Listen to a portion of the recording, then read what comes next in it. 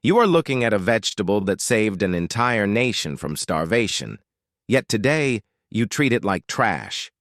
There is a ghost in your supermarket. It sits quietly on the bottom shelf, usually covered in wax, ignored by shoppers who reach for potatoes and carrots. To the modern eye, it is just an ugly root, rough-skinned, scarred, heavy.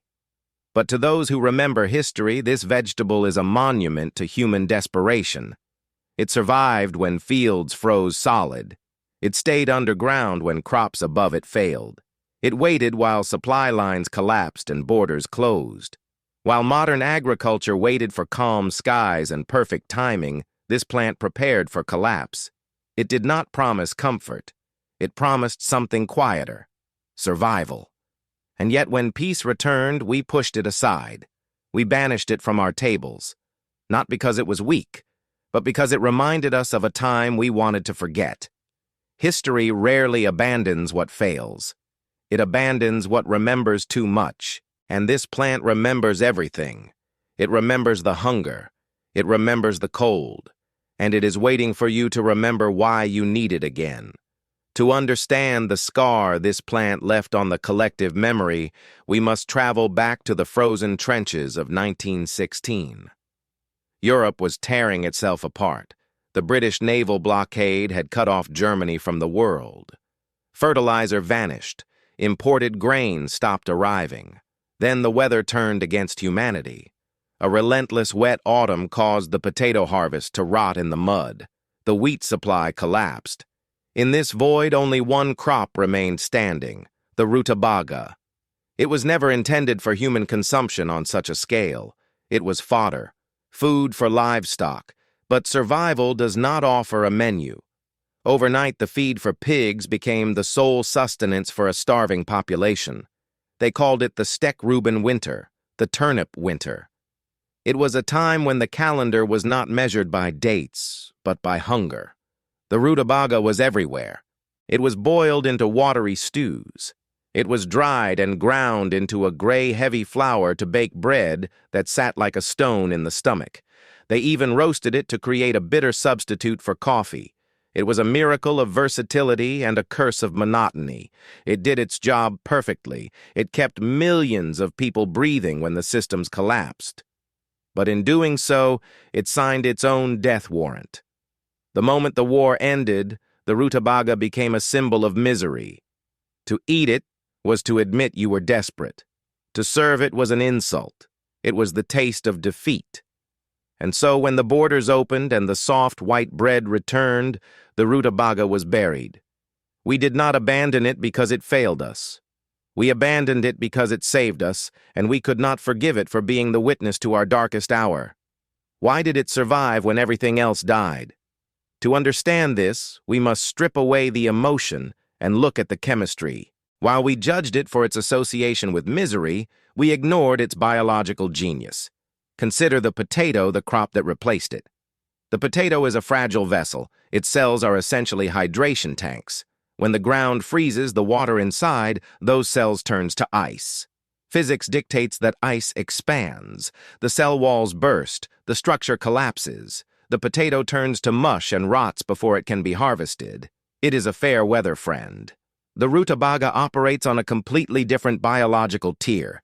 It is a natural alchemist. As the winter approaches and the frost bites the soil, this root does not panic. It detects the drop in temperature and triggers a massive metabolic shift deep underground. It begins to convert its stored starches into complex sugars. This is not just for flavor. In the plant world, sugar serves a critical function. It is anti-freeze. By increasing the concentration of dissolved sugar in its cellular water, the Rutabaga lowers its own freezing point. It creates a syrup-like solution that refuses to crystallize. It forces the ice to form in the spaces between the cells rather than inside them. This leads to a counterintuitive reality. The colder the winter, the sweeter the root. While the frost destroys the harvest of the industrial farmer, it perfects the harvest of the Rutabaga. It uses the brutal conditions to strengthen itself. This is the definition of anti-fragile. It does not just endure the chaos, it requires it. But what exactly is this survivor? For centuries, it has suffered from a case of mistaken identity. Walk into a grocery store today and you might see it labeled as a wax turnip or a yellow turnip. This is a botanical insult. It is not a turnip. It is something far more powerful. The rutabaga is a genetic anomaly. It is a bastard child of the vegetable kingdom born from a rare natural cross between two different species. Sometime in the mists of European history, the humble turnip Brassica rapa crossed with the wild cabbage Brassica oleracea. The result was a monster of hybrid vigor. It inherited the best traits of both parents. From the cabbage, it took the massive blue-green leaves that act as solar panels hardy enough to survive a frost. From the turnip, it took the root structure, but expanded it into a dense yellow globe. This is why it is superior to the parents that spawned it. When you plant a turnip, you get a small watery root that grows fast and rots fast. When you plant a cabbage, you get leaves but no energy storage underground. When you plant a rutabaga, you get both. You get a kale-like green that feeds you in the autumn and a massive calorie bomb that feeds you in the winter. It is two crops in one designed by nature to maximize output in a minimum of space. It is not just a root, it is a genetic fortress. So why is this fortress empty? Why do we recoil at the very mention of its name? The answer lies in a culinary crime committed by our ancestors. For generations, the rutabaga was cooked with a singular lack of imagination. It was thrown into a pot of water and boiled until it surrendered. This method is catastrophic for a brassica. When you boil this root for too long, you break down its cellular walls, violently releasing sulfurous compounds isothiocyanates that smell like rotten eggs and taste like bitterness.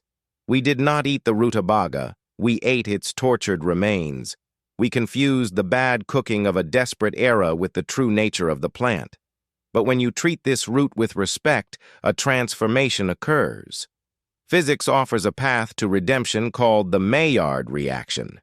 If you take that same dense yellow flesh cube, it coated in fat, and subject it to the dry, intense heat of an oven, the chemistry flips. Remember the antifreeze sugars we spoke of? The heat caramelizes them. The sulfur dissipates. The texture changes from a watery mush to a rich golden velvet. The flavor profile shifts entirely. It becomes nutty, savory, and profoundly sweet, reminiscent of a sweet potato crossed with a chestnut. This is the flavor that was hidden from the poor souls in the trenches. They were eating to stop the hunger pangs. They never discovered that they were holding a gastronomic treasure. And it is not just about flavor. It is about fuel. We worship the potato, yet the rutabaga humiliates the potato in nutritional density. It packs nearly half the vitamin C of an orange, a critical defense against sickness in the dead of winter. It is loaded with zinc and potassium. While the potato provides empty starch, the rutabaga provides complex nourishment. Consider its final superpower: patience. In a world where fresh vegetables rot in your refrigerator drawer within a week, the rutabaga waits. You can harvest it in November, brush off the dirt, and place it in a cool, dark box. It will sit there firm and edible until April. It does not need electricity. It does not need preservatives. It is a natural pantry waiting for the day you decide to eat, not the day it decides to rot. We live in an age of fragile abundance.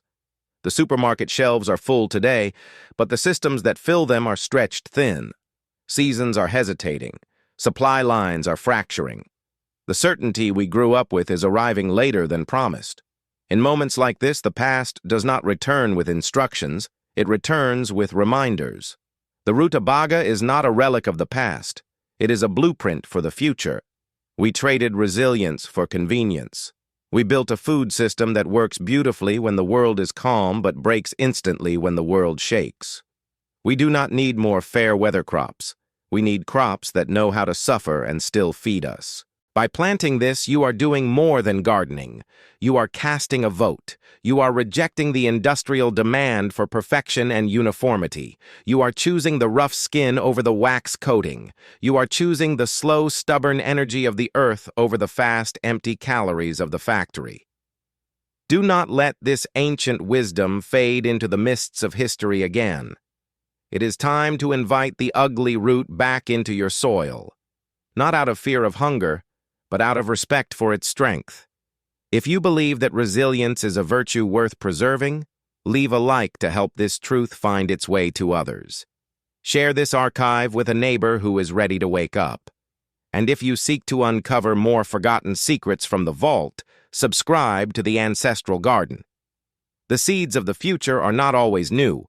Sometimes they are just waiting for us to remember them. Plant the resistance. Eat the legacy.